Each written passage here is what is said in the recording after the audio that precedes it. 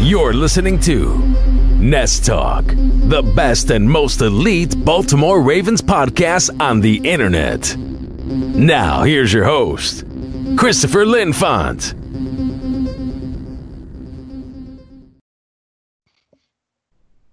Ladies and gentlemen of the Ravens flock, my name is Christopher Linfante, bringing you another edition of the NestTalk podcast, the best and most elite Baltimore Ravens podcast on the internet. Today, we have Dominic, a.k.a. RavensAnatomy, and Kevin from the Win Column back for this emergency edition of the NestTalk podcast after the Day 3 conclusion of the NFL draft. Now that all our players have been drafted, we're going to sit down and talk about what we think the Ravens did well and what they maybe didn't do so well during this Day 3 draft edition. So, Kevin, Dominic, how are you guys doing today? Doing really well. Really happy with the results for the most part. So yeah, great day. Yeah, same. Got to second that. Really interested and really down to talk today about all these guys we got on the list. Yeah, I think it was a pretty interesting day. Obviously a long day too. The NFL draft, Day 4, started at 12 p.m. Eastern time and ended around 7 p.m. And then, of course, we had the 20-some undrafted free agents the Ravens have confirmed to be signing, and we'll talk about that later in the episode. But let's jump right on in here with our fourth-round selection. So the Ravens made a couple trades today too. We'll get to that, but first pick they made today was Ben Bredeson, guard from Michigan, and the Ravens actually have picked two guards in a row here. They closed out last night with the final pick of the third round with Tyree Phillips, and we talked about him yesterday. And then they go and grab Ben Bredeson from Michigan. Obviously, the connection between the two Harbaugh brothers is strong. Jim Harbaugh is the coach at Michigan, so John Harbaugh obviously has a good scouting report on Bredeson. Kevin, do you think it was smart maybe to go with these two guards here to kind of load up and see what we got in both of these guys? Oh, yeah, absolutely. And I think they both fit the profile of what the Ravens want in the offensive line. As of, I believe it was a couple of years ago, they pretty much announced that they think they're too small there at that position. Out of the door have went guys like Alex Lewis, who were on the smaller side and also kept getting injured in each year. We've drafted guys who are big, just road graders. I think that's what these guys are. I think that they're immediately going to be ready to be backups that hopefully will be able to give us some good starting reps if they find themselves in that position. So really like these two picks. Yeah, so I think it was pretty evident that the Ravens were going to take a second offensive lineman just because of the depth and how now with the new CBA that they can have a bit more flexibility with that position, adding a bit more players on the squad that fit that bill of offensive linemen. And I think that Ben Bredeson is going to kind of slide right in. There was a viral video of how beautiful the pocket was. Unfortunately, with Shea Patterson, so it wasn't executed properly, the path to play. So, but I think he's going to slide right in, and I think it does offer some competition even for Matt Skura. Joe, I forget his last name, but the offensive line coach for the Ravens. He had comments like, we talked about Ben maybe even being a competitor for that center role. So I think even if he doesn't make it as the guard or even the center, I think he's going to be a big influence in that offensive line, that rotation. Yeah, and with that, of course, we have Matt Skura there coming back off the tender. We really don't know where he stands coming off this injury, a really brutal knee injury last year. I think he tore his ACL, PCL, and MCL all in one shot against the Rams. Mm-hmm. But now, Kevin, you're right. We got two big guys coming in here. I mean, they're somewhat similar in build. Ben Bredeson and Tyree Phillips are both 6'5".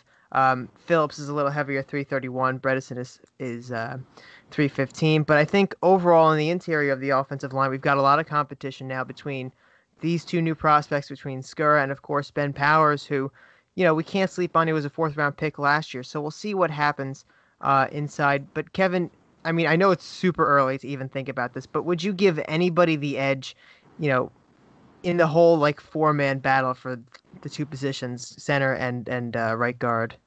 Well, from what I've been able to look at so far, Ben Bredesen, I think, if we're talking about the young guys, like I said, I think both of the guys that we drafted this year are ready to be a part of the rotation. Yeah. I use the word backup, but I think rotation is a better word, which is what Dom said, and I agree with that. So, um, but I think Ben Bredesen really does profile as a really he's just so solid. I think he's so good at everything.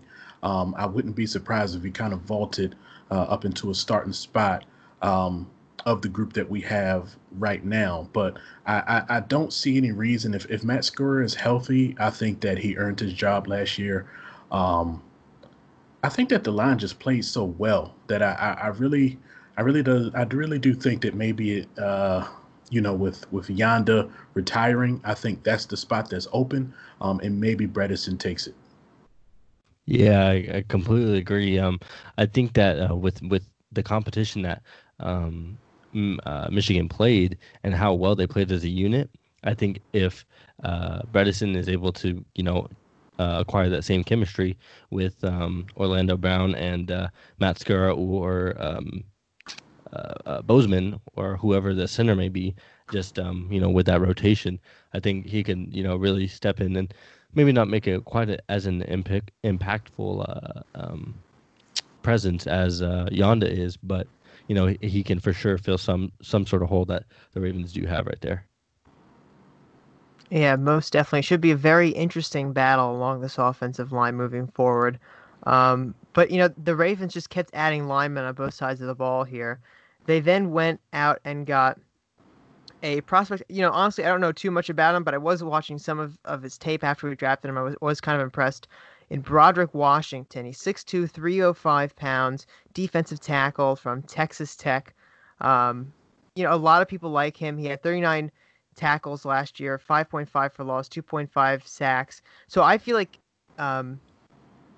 Washington here could be, a rotational piece in this defensive line, maybe sit behind Brandon Williams a little bit. He kind of comps to him well, and then maybe even get involved in some of the pass rush here because the Ravens didn't even actually go out and address an edge rusher position here. Now, I don't think he'd play the edge rush position, but, some of the experience with the sacks and, he had some really good pass rush plays on the tape. Kevin, where do you see maybe Broderick Washington's role, like moving forward for the Ravens on this defensive line? Yeah, I mean, I think this is interesting. Much like I said yesterday when we were talking about Matabuke,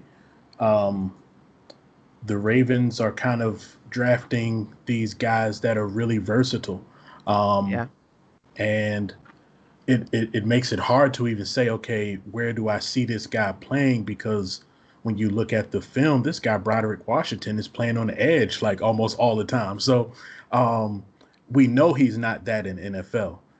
So I think that the Ravens want guys that can play 3 technique, 5 technique, really be able to move around the line. I think this is something that he'll be able to do.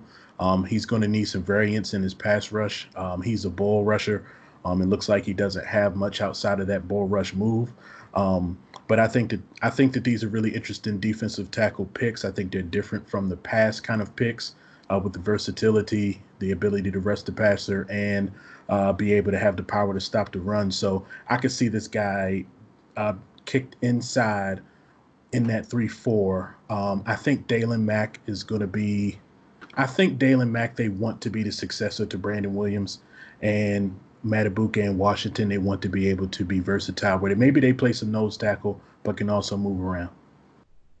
Yeah. So when the Ravens picked this Texas Tech D tackle, I was kind of confused. I was like, who? I haven't heard of him really at all. And I was really, I was really shocked that they would go with this position and in this spot. So I kind of did a bit of research. I didn't really wasn't able to watch any film on him, but I think that they really are trying to play for this future and play for that rotation, because I think the Ravens are going to do a lot of rotating this year, especially with the addition of the new Ravens, Patrick Queen and Malik Harrison. How we were talking about yesterday's podcast, that they were saying that, or it was very likely that they were going to rotate and play in different packages. So I think that they're just building a lot of getting a lot of building pieces to try and rotate these guys around and keep fresh legs always in the defense. I don't think you're wrong to kind of not know who he was, because I noticed a lot of Ravens Twitter had absolutely no idea who Broderick Washington was. There's a lot of people like, who is this guy?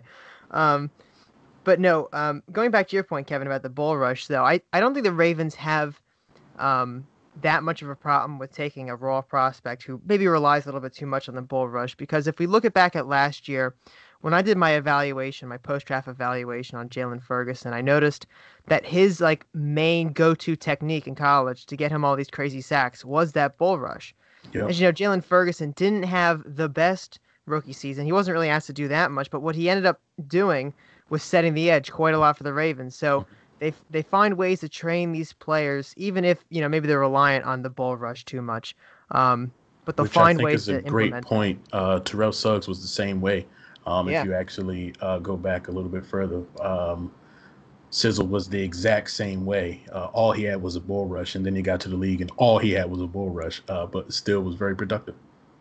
And, I think it was Trey Wingo who said this. I think it was during his interview with Harbaugh today, or at some point during the draft. I don't remember exactly, but he mentioned that Ozzie Newsome's big philosophy was the sack production will translate to sack production in the NFL. Right. It doesn't really matter that much about everything else. So when you look at Sizzle, it obviously worked out very well for the Ravens there, even if he was just too reliant on the bull rush. And then Jalen Ferguson ends up breaking Sizzle's record in college for sacks, and the Ravens do the same exact thing. They draft the guy maybe a little bit too reliant on this bull rush. So I think the Ravens are just looking to find these productive guys regardless of where they kind of sit with some of these more nuanced techniques. Absolutely.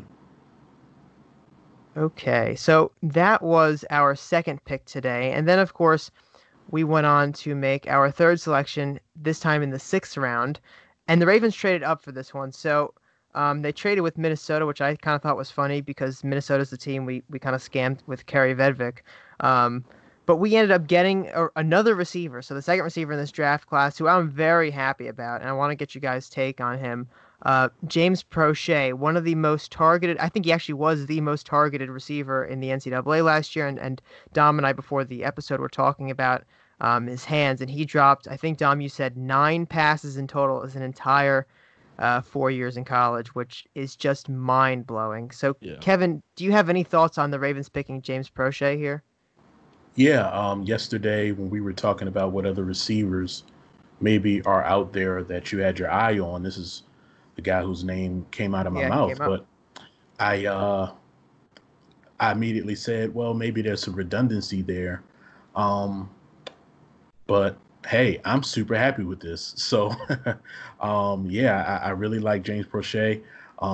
He jumps off the screen if you watch him. You can't help but notice him. It's not because he's the most athletic guy in the world, but he gets open.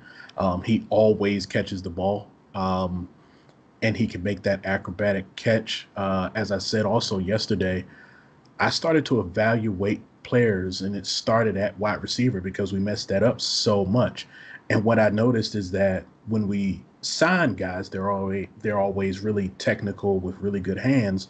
But when we draft guys, they were these kind of like size, speed athletes who didn't run good routes and didn't have great hands. That has really shifted. We are really starting to shift towards the technician with great hands, and I think that this pick is going to work really well for us. Yeah, it did come out of Kevin's mouth. So, but I was really excited because when I watched, I was in the very beginning, he really kind of reminded me of Stephon Diggs, a Maryland native. And whenever he the way he tracks the ball is just insane, and how he makes those significant catches or receptions. And, so it kind of like made me also think that Miles Boykin is solidified for that kind of the second spot. Maybe not like in every single package, but, he's going to be an outside guy because a lot of people were thinking he's gonna maybe transition to the slot more, or maybe he or something along those lines. And I think that with Miles Boykin and Marquise Hollywood Brown on the outside, I think Prochet or Duvernay will be able to, really kill that slot role because that's where they played on their college teams. I think Prochet played maybe a bit more outside, but I think those two are really gonna battle it out and really kind of share reps, even if it's not solidified who's gonna start.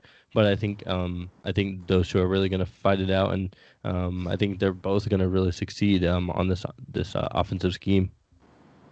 Yeah, to kind of build off that point a little bit about, how Miles Boykin and Hollywood Brown might be complementing these receivers. I think last night we touched on when the Ravens drafted J.K. Dobbins, it kind of puts a strain on that running backs group. Someone's going to be the odd man out, most likely.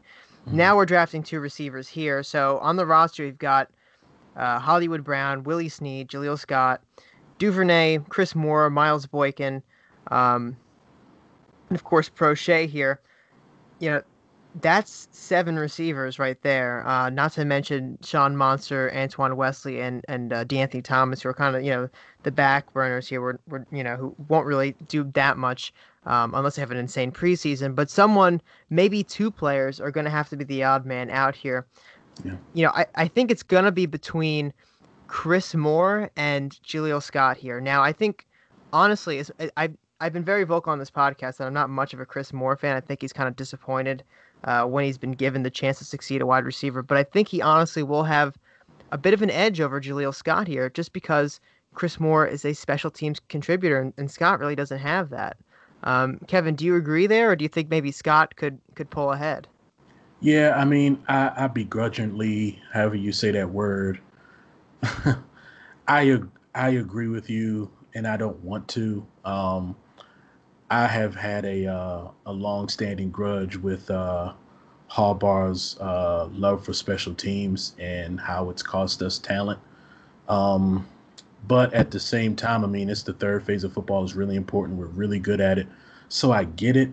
But I don't want Chris Moore to make this team over Jaleel Scott because if we suffer injuries on our roster, I believe in Jaleel Scott taking snaps on the outside at receiver way better than I do Chris Moore at this point, who's disappointed when asked to do that.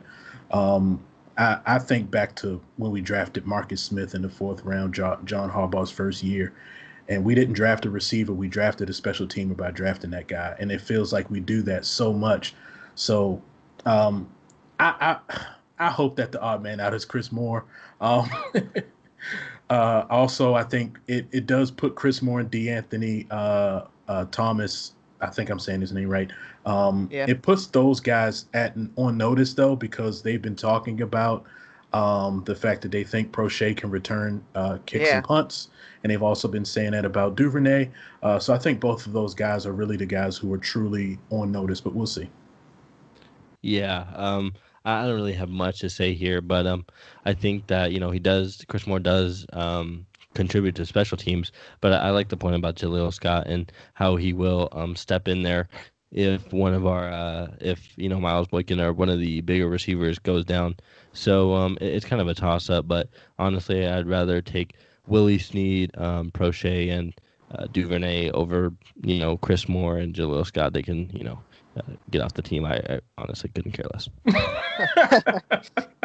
Well, I think Scott has some upside. I mean, we really haven't seen him given the opportunity, and that's one of my I mean, Kevin, you mentioned the special teams with Harbaugh is kind of like your long-standing gripe with the Ravens. Mine is, not giving some of these, weapons a real chance to shine before they make the decision on whether they want to cut them or not. I mean, we haven't seen Jaleel Scott really get an opportunity here. Same thing with Trace McSorley. The Ravens talked quite a lot about using him as a Taysom Hill kind of guy, and then it just never happened. So I think we really have to see what Jaleel Scott can do a little bit. But I like your point about Prochet being a potential punt returner because the Ravens were talking a lot about that. You're right. And I think if Prochet turns out to be the punt returner for the Ravens, obviously D'Anthony Thomas is going to be gone at that point.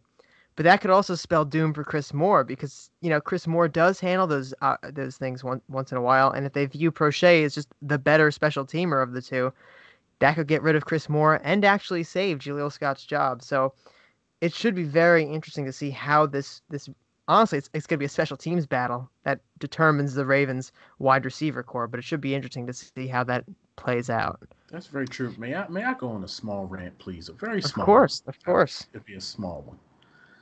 I feel pretty strongly about this. I think that we are, as of last year, we have finally come into modern football when it comes to the offensive side of the ball. Um, but I still think that one thing that we just don't do offensively is we don't help receivers get open. Um, our system still to this day Mm. favors a receiver having to beat coverage. And I think that we just don't do enough rub routes. Um, I think we ran one screen all year that I can Oh, remember, which is kind of fascinating with some of the players that we had. I think that if we did kind of help our receivers be able to get open by scheming them open. I mean, we know how to scheme a run to the edge and get a running back one on one, but we struggle to get a receiver in the same position. I think that receivers struggle in Baltimore because of that, because it's really difficult in the NFL to consistently beat coverage. It just is. So I think that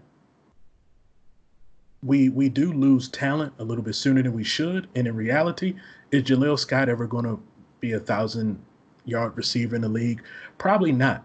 But from a depth, from the standpoint of depth, I just don't want a guy like that to be cut, because if yeah. someone gets hurt, I have no confidence that Chris Moore can do what I think Jaleel Scott can do, which is at least catch some contested balls that maybe Lamar needs to throw up if he's in danger, things of that nature. So I really wish that we would help these guys and try to develop them, and like you said, uh, kind of try to help them show that talent before they're out the door. But who knows? Yeah, and you mentioned the screens, and I mean, I have followers when we watch the game.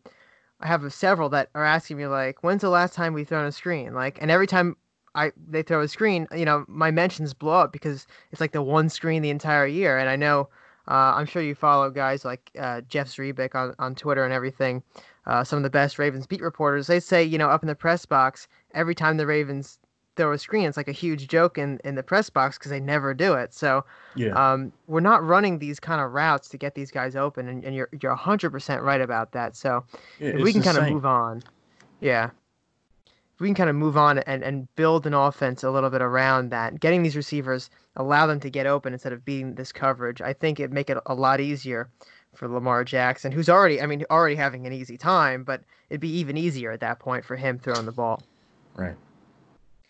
Okay, and then the last pick the Ravens made, actually a pick that a lot of people consider to be a steal, Geno Stone, safety out of Iowa. Quite a few people I noticed thought that he'd go a little earlier. And this kind of caps off what I like to see this draft as, like, the Browns fans mad kind of draft, because like we just kept making a bunch of steals here. And Geno Stone, I think, is one of them, being the last pick here in the seventh round. I don't know too much about him though, but I know he was mocked up a lot higher than the seventh round here. Um, Kevin, do you have any thoughts on Geno Stone? Yeah. I think I remember Desmond King in Iowa. He stayed a year too long. He would have possibly been a first round pick if he came out when if he struck when uh, when really at the time that he had his best year, he should have just came out. He stayed a year too late, went lower, not a lot of athleticism. AJ Espinosa just went extremely low. Iowa's defense is a zone defense that is predicated around power, smarts. So they don't have the best athletes, but they always have a really good defense, I guess, is the point that I'm trying to make. And I think that this is just another guy like that. I think Geno Stone is a really good player, is not the best athlete, but really smart, diagnoses plays really well. When a guy runs a sub 4.6, but on tape he's always where he's supposed to be, it means that player is extremely Mm. smart. So and that's what this guy is. He picks the ball off. He will smack you. He's just like a torpedo coming down in a run game. It's like having another Chuck Clark. It's like having Tony Jefferson, but can catch. So yeah, I like the pick. Don't know where he'll play, but I like it. Yeah, I agree with the Tony Jefferson. Also, someone like a Bernard Pollard, who really Sure. had Yeah. that beef behind his hits, but again, who can play better zone coverage. So I enjoy it. Maybe like a box, or maybe even like a Chuck Clark kind of role, without the green dot, of course, but on that dime package, bring him down and you know, have him kind of roam around while Malik Harrison is doing work in the trenches or something along the lines of that. But it was a very interesting pick, and I did see that that he was projected to go a lot higher, and he fell to the 7th. So pretty interesting player right there. Yeah, and I know the Ravens did want to address the safety position at some point in this draft. They waited to the last pick to do it. But it adds some depth because when you look at this safety core here, I mean, you got Chuck Clark and Earl Thomas are undisputed starters there. Deshaun Elliott, our backup. Then you got Anthony Levine, who plays more of a hybrid role, so I wouldn't consider him like a depth safety. And then you have Jordan Richards in there, who's really here for special teams more than safety. So we definitely need at least one other safety in here. I think Geno Stone fits this defense a lot. I like your point, Dominic, about him maybe kind of filling that Chuck Clark kind of role. Earl Thomas is going to be our really, our dominant safety back there. Right. And Clark, maybe Elliott if he's healthy, and Stone can do some damage as well on this defense. But overall, I mean, I think the Ravens had a very good draft here as we kind of segue into our next segment here. A pretty balanced approach, I'd say. Getting your inside linebacker you desperately need first, and then addressing not just needs, but some wants, and J.K. Dobbins and Justin Matabuke, who, defensive tackle, I wouldn't consider the biggest need on the Ravens, but, filling it up anyway, because you can at this point. So, Kevin, do you have a favorite pick of maybe this day 3 draft, and then the whole draft as a whole, if it's not the same person? Yeah, I mean, I think it's obvious that I really like the Prochet pick. But hey, I don't know. This draft was like so solid to me.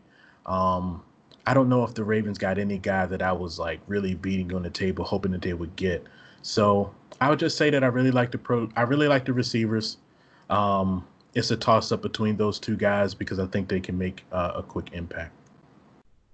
Yeah, I'm gonna have to kind of go off the board of the picks necessarily and kind of go with the undrafted free agents, Ooh. and I'm maybe segue into that. But I think is it Jacob Breland, the tight end, was having a really stout year. Oh yeah, true. And I think that he can really jump in with this tight end group and make some noise. He's fully recovered according to all the sources. So I think that he's gonna jump right in and fit in with this tight end group very well. Yeah, I mean, I like your point about the tight ends. We'll get to that in a second. If I had to make a pick here for my favorite player, I think it'd have to be a toss-up between Devin Duvernay and Malik Harrison. Obviously, we got Patrick Queen in the first, but Malik Harrison kind of being that thumper a little bit, because you look at his tape and he's just a huge hard hitter at Ohio State and complements Patrick Queen very well. And of course, Duvernay being that speedster wide receiver that, the whole offense is a track team at this point. No one's going to catch anybody now. So adding him is just phenomenal there. But Dominic, your point about Jacob Breland from Oregon, the tight end, tight end is a position I thought the Ravens might go for here, whether it would be Thaddeus Moss, Randy Moss's son who went to LSU, or somebody else. We need a tight end. We have 2 on the depth chart right now. We always carry a third. It could definitely be Breland as the third tight end here. Undrafted free agents with the Ravens have a long history of becoming productive players, or at least making the roster. I don't remember when the streak goes all the way back to, but it has to go back to the Billick years of keeping a undrafted free agent on this roster. If I had to make a bet, I'd say it's one of these tight ends. Is Breland the only tight end? I have to check. Yeah, I think he's the only tight end we've signed so far, but we have other tight ends on the roster, I believe, that we carried from last year, like Charles Scharf. But Kevin, do you think, I mean, obviously someone has to make this tight end position. Do you think the Ravens would even consider keeping two, or are they just going to go with one of these undrafted rookies at this point? I don't think that you can keep just two tight ends the way that you want to use them. I know that they also see, um, I know that they see Patrick Ricard as a tight end. Right. I constantly hear DeCosta and Harbaugh, including him in that group. Um, but I mean, realistically, is that his position? No, not really. Yeah. No way that you can just keep two tight ends the way that they like to use them. So somebody has to make this roster at tight end that isn't on this roster yet. But like you, I would have liked to see that be Thaddeus Moss. He's like an extra O lineman the way that he blocks. But the Redskins stole him, so it is what it is. Yeah. So I think that it was a good point that Kevin made, about the Patrick Ricard stepping in and playing that tight end sometimes, but it was Jacob Breland and Eli Wolf was the second undrafted free agent. Eli Wolf, that's right. Yeah. And so I think honestly I would just give the edge to Breland, but I do like his productivity. He had 6 touchdowns before breaking his leg, unfortunately, to end the season, and I believe it was halfway through. So I think that he's really gonna come to his own, especially where the tight ends are really respected, and I think he was a really good blocker, very productive blocker. I know the Oregon offensive line was very good as well. So as long as he can develop and he really earns his spot after coming off injury, I think it's gonna be plug and play from how Hurst was. Maybe lose out on a bit of speed, but I think we should be good at that spot. Yeah, 6 touchdowns in 6 games, I believe. So yeah. Wow. Yeah, so I think it has to come with one of these undrafted rookies here, because if you look at the free agent market, it's not the best. I believe some of these guys retired. I'm pretty sure Jordan Reed did, or was at least mulling it. Vernon Davis, I think, also retired. He's a free agent. But, I mean, you got maybe Ed Dixon, who used to be a Raven, but at this point I don't think he'd even fit the scheme. He was more of a pass catcher, if I remember correctly. You got maybe Darren Fells out there, former Houston tight end. So I think, for a third tight end who you want to develop, it's got to be either Wolf from Georgia or the tight end from Oregon, or maybe Sharf, who we had last year too. How interesting is it that the 3 times that the Ravens took 2 tight ends in the same draft, the second tight end was the guy who lasted longer and was the better player every time? Well, when were the other 2? I think one was Pitta, right? Yeah, so you had Ed Dixon and Pitta. Okay.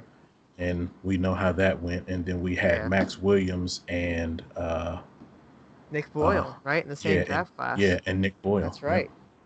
Yeah. It is very interesting. I mean, I guess it kind of shows you that the Ravens are very good at finding mid-round talent. But I don't know why they won't be able to hit on some of these, early round tight ends.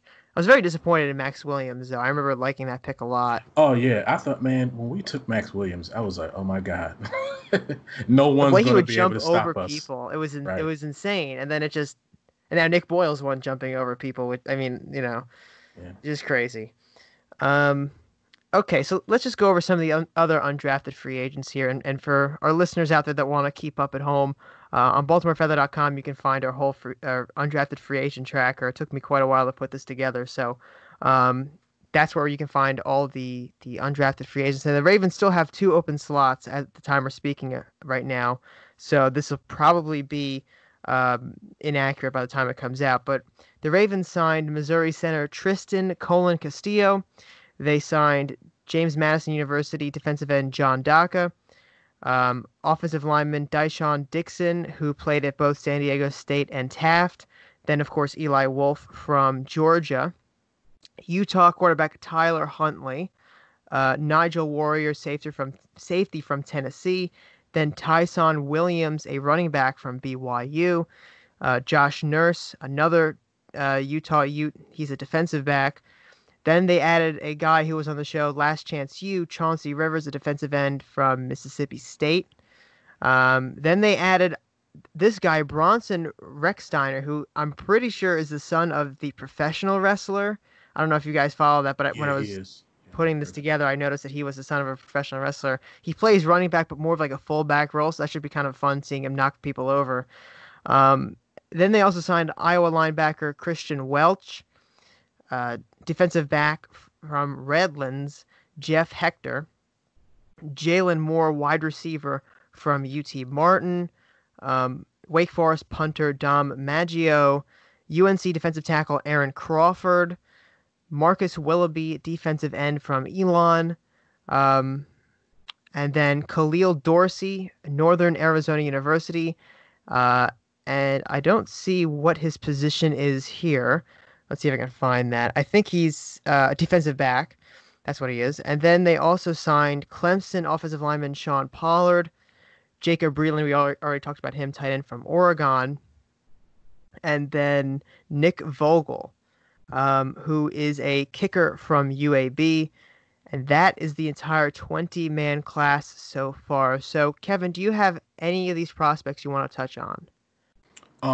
Yeah. One, I want to say I'm very disappointed that Chris Orr, Zach Orr's brother, is not on this list. Because I was kind of surprised by that. Yeah. Isn't Zach Orr, I know he was with the Ravens for a couple years before he got hurt, but isn't he currently on the coaching staff or something? He is. So I don't know what Chris was thinking. Maybe he was thinking the chances of making his team as an undrafted linebacker are not as high as they were when Zach was here. But other than that, I like Tyler Huntley, the quarterback from Utah. As I said before yesterday, I do think that that's a sneaky need for us, just because I personally don't have a lot of faith in Robert Griffin, and I know that McSorley is still developing. When you watch the guy, if you just look at highlights, the first thing you're going to think is like, this is a poor man's Lamar Jackson. So I think that's an interesting pick there that I could see ending up on our practice squad. So. Yeah, I liked Huntley as well, but just touching on Chauncey Rivers, one of the guys from the Last Chance U show on Netflix. It was he was originally slated to go to Georgia. He was recruited there, and then some things fell through. I'm not sure if he played 1 year or if he even got the chance to play, but he made his way over to Eastern Mississippi Community College, I believe, and he did pretty well, and they got a scholarship offer from Mississippi State. So I think I didn't really see too much development. He was just one of the guys that was really highly slated in the show, so that's why they followed him so evidently. But he had quite a bit of talent, but I'm not sure he's still a probably very developmental prospect. But I think talking about the Ravens' current roster, we got Jalen Ferguson, who's gonna probably really step it up. They were really high on him last year, so hopefully, even with the talks of when Pernell McPhee went down, he took quite a bit of a bigger role, shared with Jihad Ward. So I think those two are probably gonna be win that spot over, as long as they've been really working this offseason. You mentioned Pernell McPhee. I'm actually going to ask a question about him in a minute here, but one undrafted free agent I wish we signed, and we already talked about Thaddeus Moss, but just kind of for like the memes about this, Lamar Jackson, the cornerback, right. I thought would have been hilarious to sign and see if he actually can make the squad, so we could have like two Lamar Jacksons. But I saw he signed with the Jets, I think. If you were saying, oh, the Jets still trying to be the Ravens over there, getting a different Lamar Jackson. But apparently it looks like it fooled some Ravens members, because a lot of people were saying it's like, their aunts and their uncles who aren't super social media savvy, that the Jets signed Lamar Jackson. People started freaking out, but all good fun there. But about Pernell McPhee. Oh, go ahead. I was just going to say, and make no mistake about it, the Jets are trying to be the Ravens for the second time. 100%. Once when they had Rex Ryan, and now that they have Joe Douglas, who started his career in Baltimore. It's not a bad formula, I guess. I mean, they haven't been able to replicate us yet, but I mean, if they can get it down, get their own, Eric DeCosta, maybe their own Ozzie Newsome, and their own John Harbaugh. It was so cringy when they were saying "play like a Jet" back when they had back when Rex Ryan. That was cringy. Yeah. It's like, stop, going too far. Look, I like Rex and all, but I mean, it just did not work out there for him, which is kind of sad. But yeah, I think they have to have a little bit of their own identity, to be honest with you. But if they want to try to replicate our front office, that might work a little bit. We'll have to see though. Although the recent Ravens they've taken haven't really done that well. I know C.J. Mosley getting injured, it really wasn't his fault, but they've stocked their they've stocked their roster with kind of our leftovers. So don't know how that's going to work out for them in the future. Okay. And then I want to ask about Pernell McPhee, though, because I believe he's still a free agent, and edge rusher was a need that everyone pinned on the Ravens in this draft, and they didn't go for it. I mean, they drafted a couple defensive linemen who have some edge rusher traits, but they didn't actually address the edge rusher position. So people are trying to wonder, do the Ravens maybe re-sign Pernell McPhee and kind of, again, put him opposite of Matt Judon, or is there somebody else on the market that the Ravens might want to go for? That's a tough question. I rack my brain over this all the time.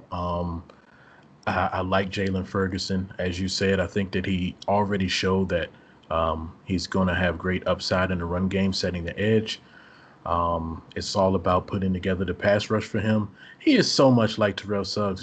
It's so many ways that they are similar when you talk about the sack record in college. They're bull rushers, and I think they both struggle with weight. So far, Jalen Ferguson looks like he's going to struggle with weight. I mean, he just looked like he could be in better shape. Yeah.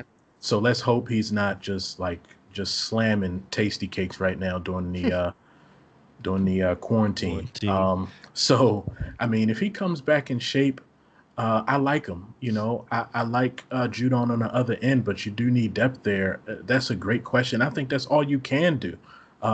Because the market is very thin. So yeah, I think for the right price, or honestly, I think it's going to be because he's that veteran that has worked with Jalen Ferguson on that side, and I think that when Jalen really does step up in the defense, he's going to show what Pernell kind of taught him, because Terrell's not here to be that teacher kind of role. But I think if they want to go with a more diverse 1-2 starter and or rotation, I think that Clay Matthews is still out there. So I think if they want more of a diverse, I think that Jalen Ferguson's more going to be that set the edge and just stick, and then Matthew's going to get in the backfield and really wreak havoc and over pursue and kind of force it back into Malik Harrison and Patrick Queen. So I think it's going to be whether the Ravens kind of want to play it safe or want to take a shot with Clay Matthews. It's going to be interesting to see, because they didn't take anyone, and unfortunately they couldn't land Michael Divinity Jr. from LSU.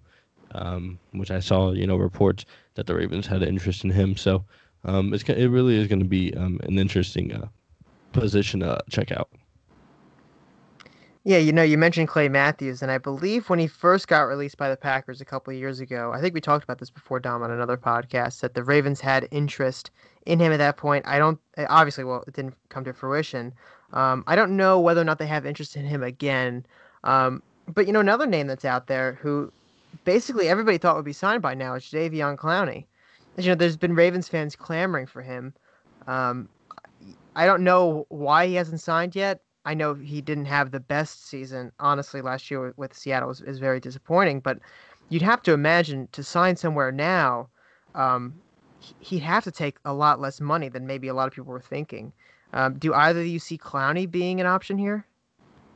Yeah, I think simply because he may find himself having no other option but the dreaded prove it deal, which I think we're all tired of hearing that phrase, but it tends to prove to be true in how that is looked at. So when it's all said and done, I think that if that's the avenue he has to go with, we don't have a lot of cap room, so I think that's the only way he finds his way in Baltimore is through that avenue.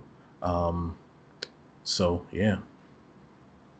Yeah, I think that a really still impossible a scenario could be a trade Matt Judon for whatever. I'm not sure exactly what, but just to clear up that tag, and then pay Clowney a little bit less than what Judon was making for whatever the funds may see themselves to be later on on a position. But it's a very hard scenario, and I don't think that keeping Judon and Clowney on the same roster would be very possible. But I think there's going to there's going to have to be a lot of roster changes in the Ravens defense or even offensive wherever they can free up cap space. It's an interesting point you raised that the Ravens still can trade away Matt Judon, but I mean, Dominic, do you see that as something that's going to happen, or is that just like really a super remote possibility that you don't think is on Eric DeCosta's radar right now?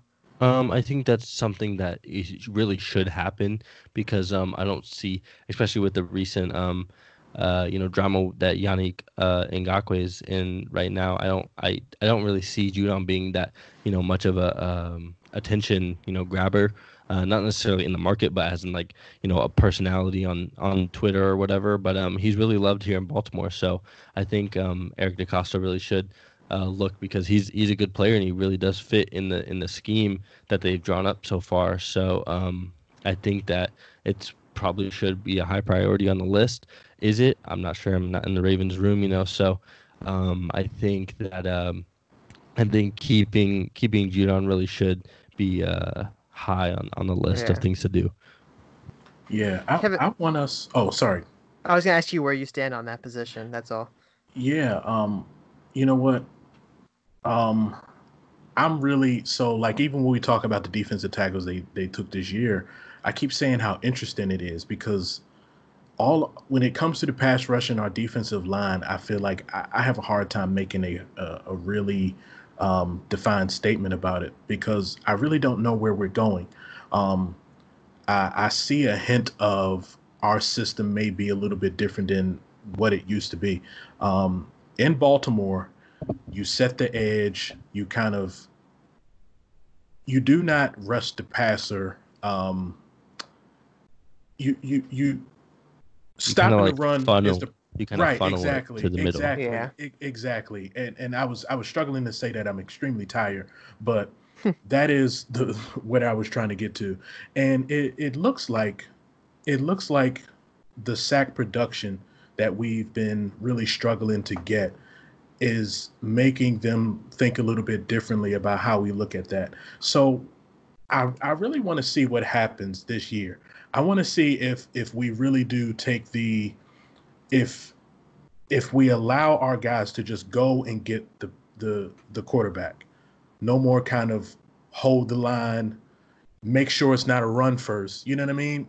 Mm-hmm. If our run keys are about to change and we're about to become a team that has guys screaming off the edge, just pinning back their ears and just go get the quarterback.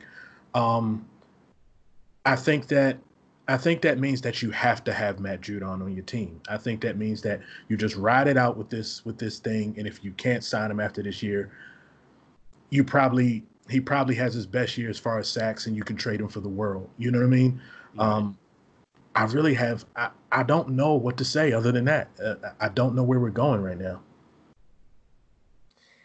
I like that point, especially because if you look at the way the Ravens are building this defensive line, it seems clear that they're doing it to stop the run. And if they can use the defensive line as the primary way that they're stopping the run, then they can open up these linebackers to just go and get that quarterback and increase that pass rush, which, was the Ravens' main weakness last year on defense, was that pass rush. It just was not good enough. But, looking at these potential free agents like McPhee and Jadeveon Clowney, I saw a tweet, I think it was from Brian McFarland, who does great work with the Ravens salary cap. He mentioned that per the new collective bargain agreement, the earliest the Ravens can sign players that won't count against them in the compensatory pick formula, which we all know they just love to get comp picks. The earliest they can make signings that don't affect that for next year is this Monday. So if they're holding out for a guy like Jadeveon Clowney or, some of these other pass rushers on the market, it's going to probably happen Monday, Tuesday, or Wednesday. And if it doesn't happen by then, I kind of doubt anything will. But usually around this time, we do see, I think even McPhee last year was signed after that deadline, the compensatory pick formula deadline. So that's when the Ravens are if they're going to be active again this offseason in free agency, it should happen this upcoming week. Right. All right.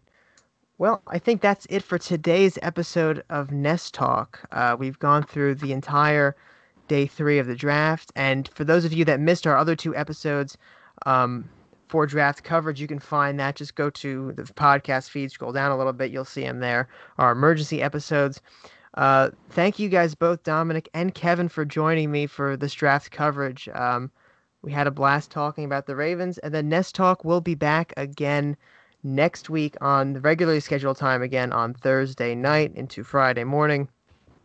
Kevin, for our listeners, where can they find you, your YouTube channel and your Twitter account? YouTube, search the Win Column and look for a black logo with a yellow W, and you have found it.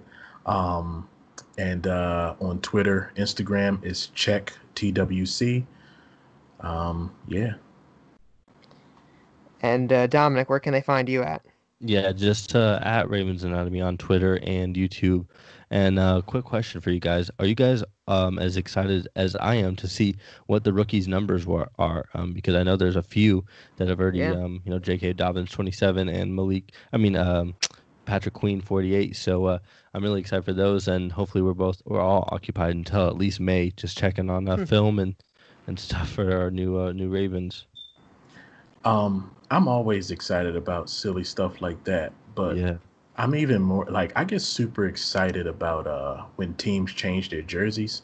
So it's been a good off season for you then. We got a lot of them, right? Yeah, it was a lot of them. So I feel like after we find out what numbers these guys are wearing, I want to see what the Rams are going to look like. Although that has nothing to do with this. Which one was your favorite jersey this year so far? I think it's going to be what everybody's is, which is the Chargers. Yeah. I mean, that navy blue, color rush is phenomenal. I can't wait for the Ravens to change their jerseys at some point.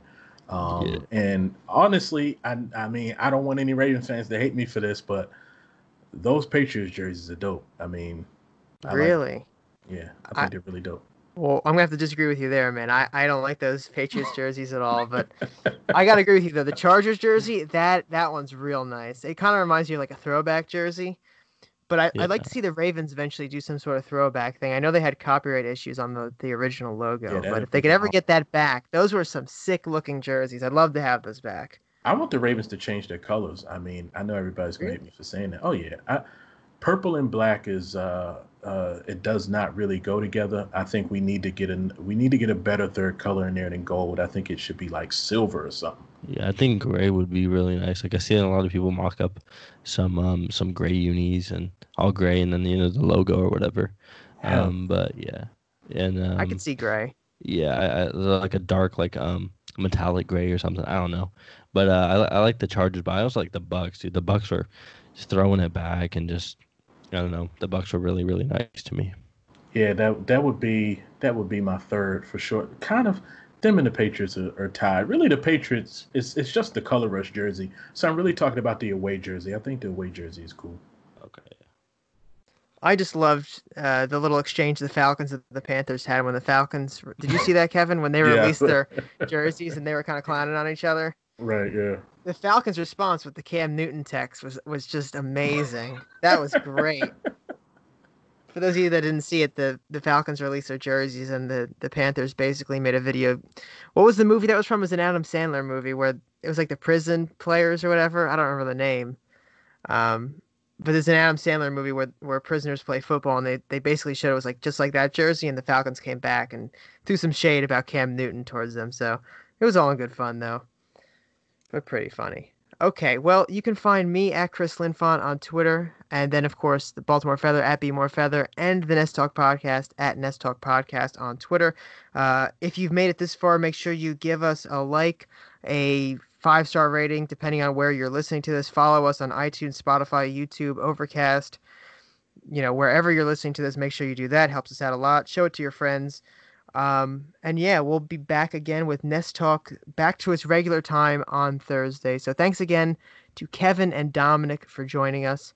And have a great week, everybody. Stay safe in quarantine, and don't eat too many tasty cakes, as we've said earlier. So take care, everyone. Peace.